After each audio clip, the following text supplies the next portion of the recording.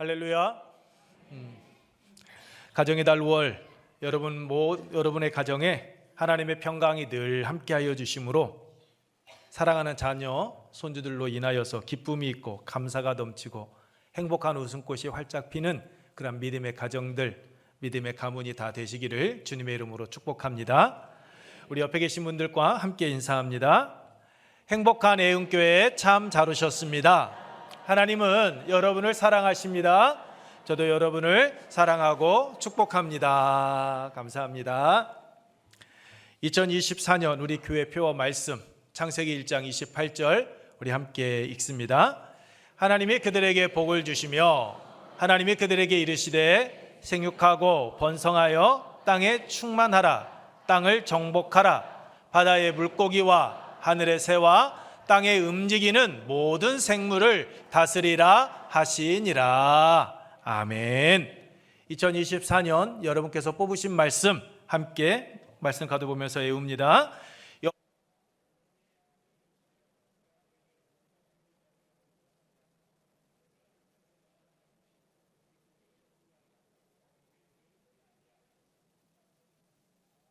아멘. 오늘 우리 교회 표어 말씀, 우리 여러분께서 2024년 한 해 뽑았던 말씀이 여러분의 삶의 자리 가운데서 아름다운 열매, 복된 열매로 맺혀지기를 축복합니다. 네, 오늘 어린이 주일입니다. 어린이 주일을 맞이하여서 온 가족 예배로 우리 예배를 드리고 있습니다. 하나님께서 사랑하시는 여러분의 가정에 언제나 항상 기쁨이, 감사가, 평안이 넘치기를 축복합니다. 지난 5월 2일, 그러니까 목요일이죠. 인터넷에 올라온 한 기사를 보게 되었습니다. 초등교사 노동조합이 지난달 16일부터 26일 사이 전국 초등학교 4학년에서 6학년, 4, 5, 6학년 학생 7,010명을 대상으로 여론조사를 했습니다. 어린이날 기념 어린이 인식 설문조사를 했는데 학생들은 행복의 조건 1위로 뽑은 것이 있습니다. 무엇을 뽑았을까요? 아이들이 생각하는 행복의 조건 1위. 화목한 가족을 만드는 것. 이것이 아이들이 뽑은 행복의 조건이었습니다. 그리고 2위는 노력을 통해 자신의 꿈, 삶의 목표를 이루는 것. 그것이 행복의 조건이었습니다. 그래서 어린이날 당일 가장 하고 싶은 일은 갖고 싶던 선물 받는 것이 42%를 차지했습니다. 갖고 싶은 선물. 갖고 싶은 선물이 무엇이었을까요? 아이들이 정말로 갖고 싶은 선물. 맞히시는 분에겐 드리겠습니다. 아이들이 갖고 싶은 것. 현금과 상품권이었습니다. 현금과 상품권, 아이들이 가장 갖고 싶은 게 돈을 갖고 싶다라고 그렇게 이야기를 했습니다. 그리고 아이들이 또 하고 싶은 일이 있었는데요. 그건 뭐냐면 가족들과 함께 나들이 가는 거, 가족과 함께 여행 가고 싶다라고 했고, 그리고 세 번째는 우리에게 자유를 달라였습니다. 자유시간. 우리 아이들이 행복의 조건 1위로 화목한 가족을 가장 받고 싶은 선물로 가족과 함께하는 시간을 갖고 싶다라고 여러분 뽑은 것과 같이 가족보다 더 따뜻하고 소중한 것은 없습니다. 4월 29일이었습니다. 월요일. 제 카톡에 한 지인이 이런 글을 하나 올려주셨습니다. 다른 데서 따온 것이었는데요. 1852년 4월 10일 유럽 각지를 방랑하던 미국 시민 존 하워드 페인이 알제리에서 사망을 했습니다. 그리고 사후 31년이 지난 뒤 그의 유해가 미국 군함으로 본국으로 여러분 운구되게 됩니다. 유해가 뉴욕에 도착하던 날 부두에는 뉴욕시가 생긴 이래 최대의 인파가 그 항구에 모였다라고 합니다. 대통령을 비롯해서 국무위원들, 수많은 시민들이 그 조의를 표했습니다. 그는 권력자도 돈 많은 재벌도 위대한 과학자도 그는 아니었습니다. 아주 평범한, 오늘 예배 드리고 있는 우리와 같이 아주 평범한 시민이었습니다. 그런데 왜 그렇게 수많은 미국인들이 그 유해 앞에 여러분 조의를 표했을까요? 그것은 그가 작곡한 노래 때문이었습니다. 제가 한번 불러볼게요. 즐거운 곳에서는 나로라 하여도 내 쉴 곳은 작은 집 내 집뿐이리 내 나라 내 기쁨 길이 쉴 곳도 꽃 피고 세우는 집 내 집뿐이리. 여기까지만. 그 다음 박수 치자라는 게 아니라요. 오 나의 사랑 하려고 했더니 음이 떨어지고 이상한 소리가 그래서 도저히 안 되겠습니다. 뒷부분은 이 부분이에요. 오 사랑 나의 집, 즐거운 나의 벗, 집 내 집뿐이리라는 이 곡입니다. 우리들이 잘 알고 있는 즐거운 나의 집이라는 곡을 작곡한 자였습니다. 이 노래를 지은 것은 프랑스 파리에서 그가 돈 한 푼 없는 비참한 떠돌이 생활을 하고 있을 때 이 곡을 작곡했다라고 합니다. 그는 평생 결혼을 하지 못했는데 가정이 없는 외롭고 그 처절함을 맛보았기에 그 가정의 소중함을 알고 그가 이 곡을 작곡했던 겁니다. 그래서 가정에서의 행복한 삶을 꿈꾸며 이 가사를 썼고 가정의 소중함을 일깨워 주었기에 그 어떠한 그 유명한 작곡가보다도 수많은 사람들에게 사랑받고 여러분 존경받으며 많은 사람의 입에서 이 곡이 지금 흘러나오고 있는 것입니다. 여러분께서는 이런 말 들어보셨을 겁니다. 돈으로 좋은 집은 살 수 있어도 가정은 살 수 없다. 그렇습니다. 돈으로 화려하고 좋은 집 여러분 살 수 있습니다. 그러나 좋은 가정, 행복한 가정은 천만금을 가져다 준다 할지라도 여러분 살 수가 없습니다. 왜 그럴까요? 가정은 혼자 세워가는 것이 아니라 함께 세워가고 함께 만들어가는 것이기 때문입니다. 여러분 오늘 본문 말씀은 우리가 다 읽지는 않았지만 가정에 대한 말씀입니다. 그 말씀 가운데에도 세상의 그 어떤 것보다도 따뜻하고 소중한 가정에서 부모가 자녀들에 대해서 어떻게 대해 주어야 하는지 여러분 그것에 대해 말씀을 하고 있습니다. 사도 바울은 부모 세대들에게 권면합니다. 자녀들을 노엽게 하지 말라라고. 이유가 무엇입니까? 자녀들이 낙심할 수 있기 때문이다라고 이야기합니다. 여러분 노엽게 한다라는 말은 다른 말 아닙니다. 흥분시킨다라는 겁니다. 자녀들을 화나게 한다.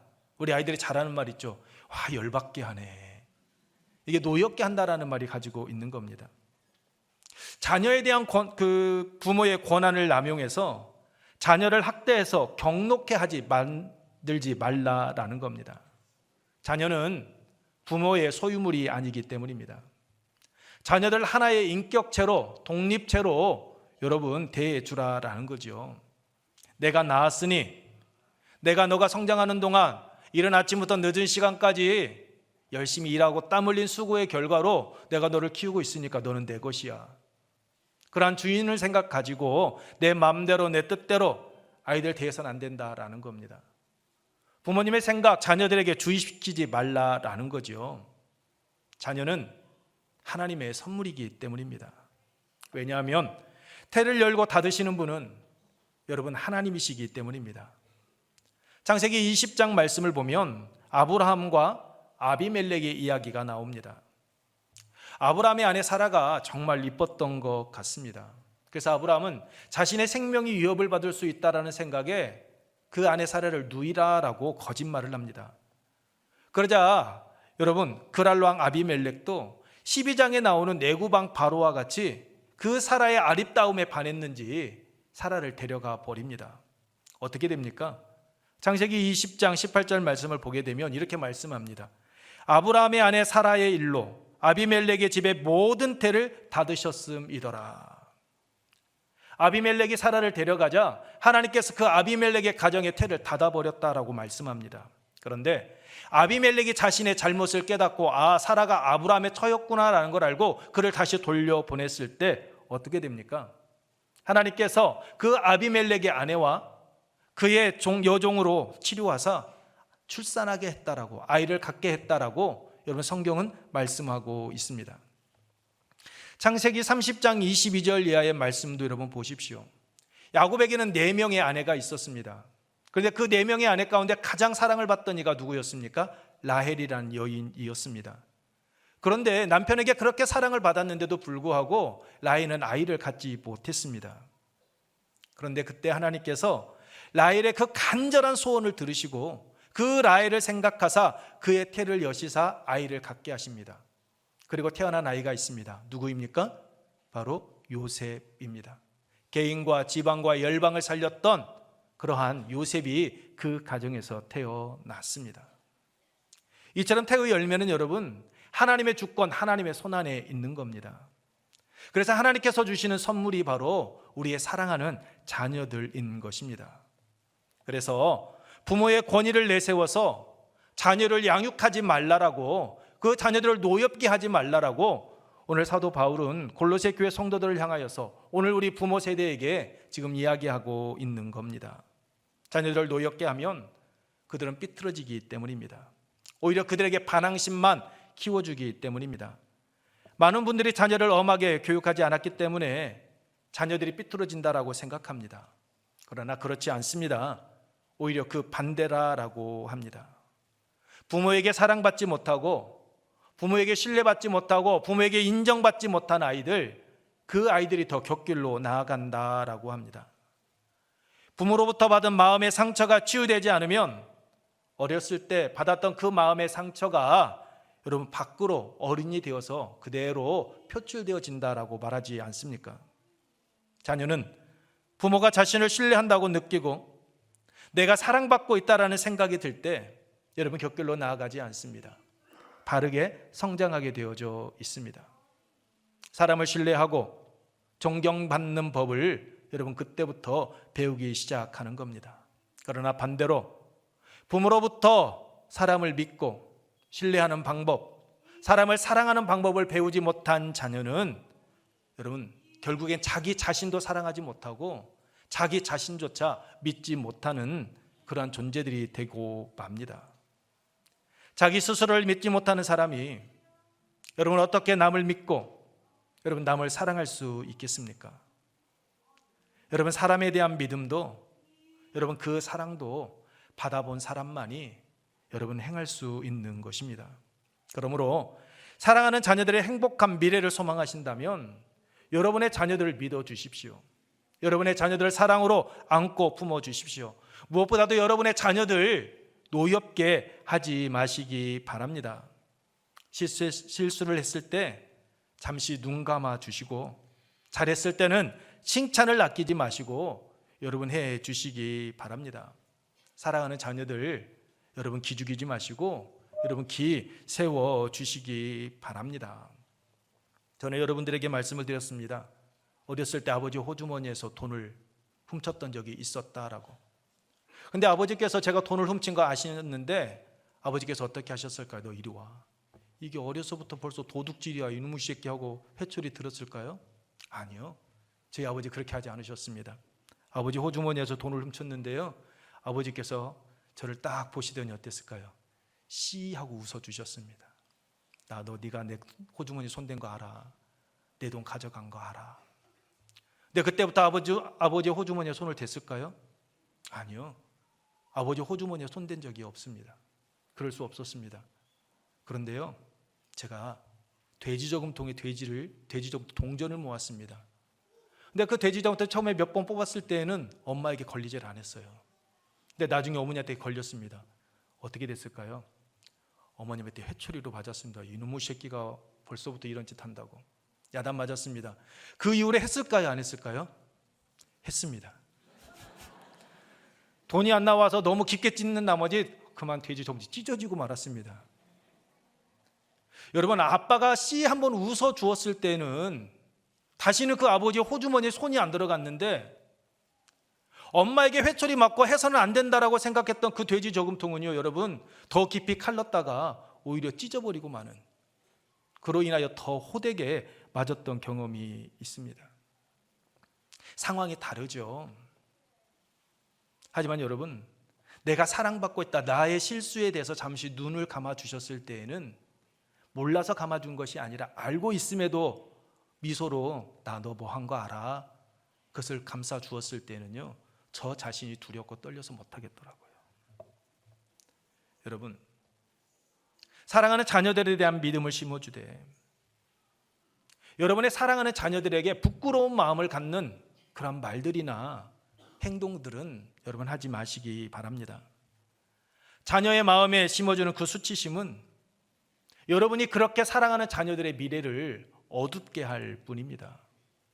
요즘은 자녀들이 하나님 분들이 많아서 금이야 오기야 자녀들을 기르고 있습니다. 하지만 우리 아버지 어머니 세대들은 여러분 어떻습니까? 9남매 10남매 낳으셨습니다. 적게 낳아도 4-5명의 자녀들을 두셨습니다. 그러다 보니 그 자녀들 가운데 부모의 기대에 부응하는 자녀들도 있었지만 그렇지 못한 자녀들도 많이 있었습니다. 그 속썩이는 자녀들을 볼 때마다 부모님이 하셨던 말씀이 있어요.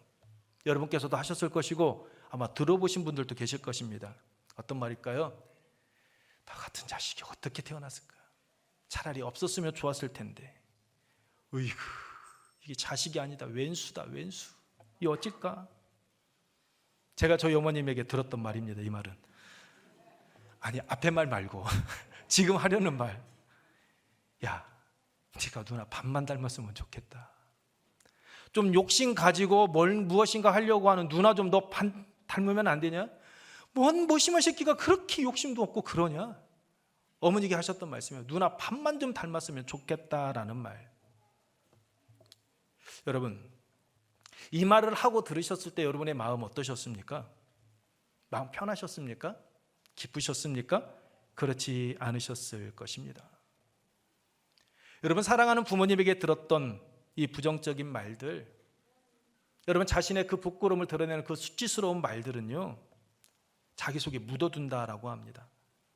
근데 계속해서 그것을 묻어두게 되면 전혀 문제가 되지 않고 좋으련만 결정적인 순간에 우리 자녀들이 힘들고 어려울 때, 앞이 캄캄하여 아무것도 보이지 않을 때, 그러니까 실패와 좌절을 느끼는 그 순간에 그때 그 말이 떠오른다라는 겁니다. 실패와 좌절의 순간 위로가 되는 말이 떠올라야 되는 것 아닙니까? 그 말이 필요하잖아요. 그런데 그때 딱 떠오르는 말은 너 같은 자식은 차라리 태어나지 않았으면 좋을 뻔했어. 이 말이 여러분 생각난다라는 겁니다. 그로 인하여서 역시 나는 안 돼. 나는 이런 존재야 하면서 패배의식, 열등감에 젖어든다라는 거죠. 자기 인생에 대해서 자포자기하고 만다라는 겁니다. 그렇기 때문에 자녀를 노엽게 하는 말, 자녀를 흥분시키고 자녀들의 마음에 화나게 하고 자녀들의 길을 꺾어버리는 그런 말들 하지 말라라는 겁니다. 설령 자녀가 친구나 선생님으로부터 그런 부정적인 말, 상처가 되는 말을 듣고 왔다 할지라도 부모는 그에게 치유가 되고 위로가 되고 소망이 되는 말 해주어야 한다라는 거죠. 내가 너 그럴 줄 알았어. 안에서 새는 바가지 밖에서도 샌다고. 너 그러니까 선생님에게, 친구들에게 그런 소리 듣고 다녀. 아이고, 이런 말 하지 말라라는 거죠. 그런데 우리 어르신들 어때요? 그런 말들 종종 사용해 보지 않으셨습니까? 그러면 자녀들, 여러분, 우리들이 그렇게 소망하는 성공적인 인생 살아가지 못합니다. 발명왕 에디슨의 어머니에 대한 이야기 여러분은 잘 알고 계실 겁니다. 어느 날 학교에서 돌아온 에디슨은 어머니에게 편지 한 통을 드립니다. 선생님께서 어머니께 가져다 드리라라고 했다며 어머니에게 드리죠. 그런데 어머니가 그 편지를 딱 펼쳐보면서 큰 소리로 울먹이면서 편지를 읽습니다. 편지의 내용은 이렇습니다.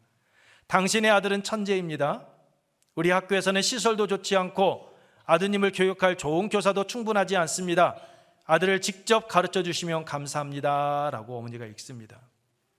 시간이 흐른 뒤 세계적인 위대한 발명가가 된 에디슨은 어머니가 돌아가시고 난 후 어머니의 유품을 정리하다가 편지 한 통을 발견하게 됩니다. 그 편지에는 이렇게 적혀 있습니다. 당신의 아들이 정신적으로 문제가 있습니다. 우리는 그를 더 이상 가르칠 수가 없습니다. 학교에 보내지 않는 것을 고려해 주시기 바랍니다. 에디슨은 그 편지를 읽고 몇 시간 동안 울었다라고 합니다. 그리고 일기에 이렇게 기록했대요. 에디슨은 영웅적인 어머니로 인해 세계적인 천재 발명가가 된 정신적으로 모자라는 문제아였습니다. 영웅적인 어머니로 인해 세계적인 천재 발명가가 된 에디슨은 정신적으로 모자라는 자, 부족한 자였다라고 그렇게 일기장에 기록해 놓았습니다. 에디슨이 위대한 발명가가 될 수 있었던 그것은 어머니께서 그 아들 기 꺾지 않기 위해서, 아들의 그 자존심 상하지 않도록 하기 위해서 그의 연약한 부분, 부끄러운 부분 여러분 감싸 주었기 때문입니다. 사랑의 말로 그를 품어 주었기 때문입니다. 그렇습니다, 여러분. 위대한 자녀는 그냥 만들어지지 않습니다. 탄생하지 않습니다. 하늘에서 뚝딱하고 떨어지지 않습니다. 부모의 따뜻한 사랑, 돌봄, 그 베품을 받은 자녀, 그가 여러분 위대한 사람이 되어지는 겁니다. 그러므로 여러분의 사랑하는 자녀들에게 자주 종종 해주시기 바랍니다. 난 너 사랑해 라고 말입니다. 85세의 저희 어머니께서도 저에게 전화 끊을 때 하시는 말씀입니다. 아들 사랑해. 전에도 저희가 어머니께 엄마 사랑합니다 라고 이야기를 했었는데 어느 순간부터 제 입에서 엄마 사랑하라라는 말은 빠졌는데 어머님은 변함이 없습니다. 아들 나 사랑해 라고 말입니다. 근데 그 말을 딱 사랑해라라는 말을 듣는데요, 전화 소리지만 가슴이 뭉클합니다. 여러분, 자녀들에게 내가 어떤 처지에 있다 할지라도 내가 너 사랑하는 것 알지? 나는 너 믿어. 내가 너 함께 해줄게 라고 이렇게 신뢰를 심어주시기 바랍니다. 그래야 어떠한 상황에 처한다 할지라도 여러분 사랑하는 자녀들 낙심하지 않습니다. 낙심은 다른 것 아닙니다. 여러분, 열정을 잃어버리는 겁니다. 의기소침하는 겁니다. 마음이 상해버린 것, 그것이 낙심입니다. 기가 꺾여버린 것입니다. 그렇습니다. 자녀들을 낙심시키지 않아야 되는 이유는 다른 데 있지 않습니다. 낙심하게 되면 우리의 자녀들이 열정을 잃어버리기 때문입니다. 의기소침하게 되고 여러분 자신이 하고자 하는 그 일들 앞에서, 그들 앞에 놓여져 있는 그 인생의 장애물들 앞에서 일찍 포기해버리기 때문입니다. 포기해버린 자녀, 미래에 기대할 수 없습니다. 오늘 우리의 사랑하는 자녀들에게 필요한 것은 여러분 사랑과 격려입니다. 요즘 아이들 보면 불쌍하다는 생각 듭니다. 흙을 좀 만지고 놀면 참 좋으련만, 여러분 아파트 놀이터 가보십시오. 흙을 볼 수 있습니까? 없습니다. 우리 한양 아파트에 가보니까 흙이 모래가 있는데 신방 다니면서 보았더니 여러분 흙 있는 놀이터 보지를 못했습니다. 왜 그랬을까요? 아이들 옷 버린다고. 놀고 싶어도 아이들이 마음대로 못 놉니다. 수업 끝나면 또 이 학원 저 학원 다니느라 정신이 없습니다. 아이들이 여러분 갖고 싶었던 게 무엇이다고요? 자유시간이요. 나에게 자유를 달라라고 아이들이 지금 이야기를 하고 있습니다. 학교 수업 끝난과 동시에 이곳저곳 학원만 다니고 있습니다. 여러분 어떻습니까? 여러분들이 학원 보내셨다고 해서 그 기대에 부응하는 자녀들 몇 프로 됩니까? 저도 경험해 봐서 알지만 생각했던 것만큼 그렇게 잘 나오지 않더라고요. 그냥 단지 부모 만족 아닙니까? 그렇게라도 하지 않으면 내 아이가 다른 친구들에게 뒤처질 것 같으니까 이렇게라도 해야 내 마음간에 무엇인가 만족감을 누릴 수 있으니까, 그래서 아이들에게 그렇게 여러분 하고 있지는 않습니까? 아이들의 자유를 빼앗아가면서 말입니다. 여러분의 자녀들을 여러분이 이루지 못한 꿈을 이루게 한 도구로 여러분 생각하지 마십시오. 여러분의 자녀는 하나님께서 우리에게 주신 여러분 귀한 선물입니다. 하나님께서 우리에게 주신 가장 소중한 손님이 바로 우리의 자녀들입니다. 20세기 최고의 영성가로 불리는 헨리 나우엔이 쓴 영적 발돋움이라는 책이 있습니다. 아마 여러분들께서 읽어보신 분들도 계실 것인데, 이 책에서 헨리 나우엔은 부모와 자녀의 관계를 이렇게 설명을 했습니다. 자녀는 부모가 소유하여 지배하는 소유물이 아니라 사랑하고 돌보아야 할 선물이라는 점은 기독교의 가르침에서 중심적인 부분입니다. 자녀는 우리의 가정으로 돌아와서 조심스러운 관심을 요구하고 얼마 동안 머물다가 때가 되면 자기 나름의 길을 찾아 떠나는 가장 소중한 손님입니다. 자녀는 우리가 알아가야 하는 낯선 사람입니다. 자녀들은 약속을 안고 태어납니다. 그런데 그 약속은 숨겨진 보물로서 환대가 있는 가정에서 교육을 통해서만 열리도록 되어 있습니다. 자녀는 우리가 접대해야 할 손님이지 우리에게 조롱당하는 소유물이 아닙니다. 부모의 막중한 임무는 아이들이 신체적, 지적, 영적으로 제 발로 설 수 있고 제 나름의 방향으로 나아가는 자유를 행사하기까지 잘할 수 있게 도와주는 것입니다. 이분 그래서요, 제 마음에 와닿는 부분이 있었습니다. 자녀들은 약속을 안고 태어납니다. 그런데 그 약속은 숨겨진 보물로서 환대가 있는 가정에서 교육을 통해서만 열리도록 되어 있습니다. 부모의 막중한 임무는 아이들이 신체적, 지적, 영적으로 제 발로 설 수 있고 제 나름의 방향으로 나아가는 자유를 행사하기까지 잘할 수 있게 도와주는 것입니다. 여러분, 헨리 나우에는 말합니다. 우리의 자녀들은 우리 삶에 찾아온 가장 소중한 손님이다라고. 손님인 이유는 다른 데 있지 않습니다. 여러분, 우리 자녀들이 낯설기 때문입니다. 저에게도 세 딸이 있습니다. 근데 이 세 딸 성품이 다 틀립니다. 한 엄마 뱃속에서 나왔는데 아이들 생김새도 틀리고요, 행동거지도 틀립니다.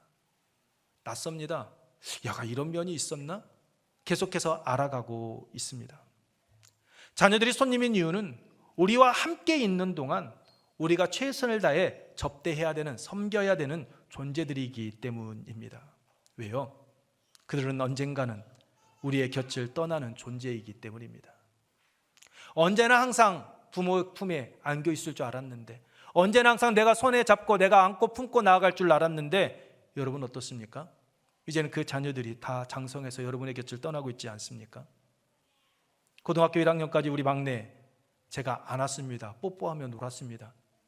그런데요, 이제요 그 고3 되고 키가 저하고 비슷해지니까 여러분, 안는 것이 어딘가 모르게 부담스럽고요, 뽀뽀하는 것이 어딘가 모르게요 이상해요. 그러면서 자연스럽게 그 아이와 조금씩 거리가 생겨지는 모습들, 장성해서 이젠 그 아이가 부모의 곁을 떠나가는 그 시간들이 점점 다가오고 있는 거죠. 손님처럼 얼마 동안 우리의 가정에 들어와 있지만 성장하면 자기의 길을 가기 위해서 떠나야 되는 존재, 그게 우리의 자녀들입니다. 그렇기 때문에 떠나보내기까지 부모는 우리의 가장 소중한 손님인 자녀가 바르게 성장하고 바르게 자라서 건강한 정신으로 세상에 나아갈 수 있도록 도와주어야 합니다. 신체적으로나 정신적으로나 지적으로 영적으로 제 발로 설 수 있도록, 꿈을 꿀 수 있도록 우리는 도와주어야 하는 겁니다. 그리고 떠날 때 기꺼이 기쁨으로 떠나보내야 합니다.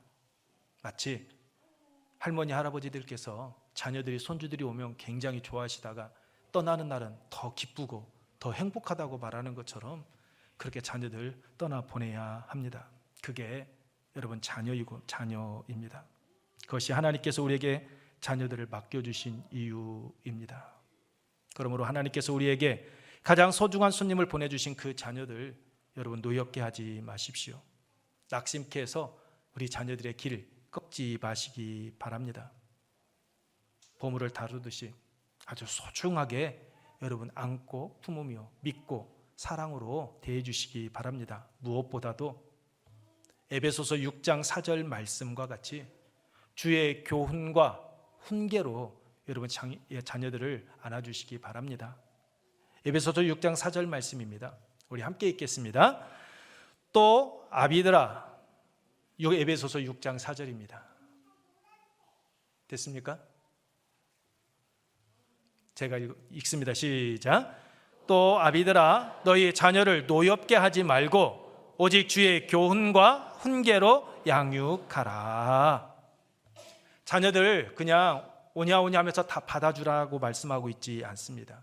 주의 교훈과 훈계로 양육하라라고 말합니다.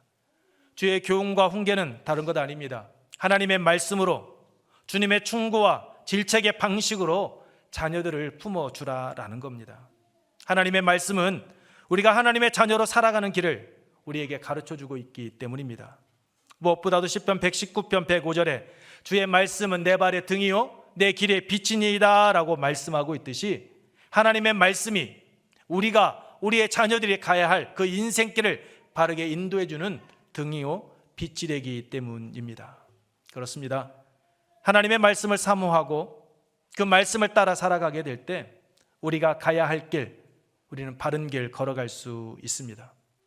그러므로 여러분의 사랑하는 자녀들이 하나님의 자녀로서 하나님의 꿈이 그들의 비전이 되어 그것을 성취하는 삶을 살아갈 수 있도록 하나님의 말씀으로 교훈하시고 하나님의 말씀 가운데 훈계하시사 여러분의 자녀들을 양육하며 나아가시기 바랍니다.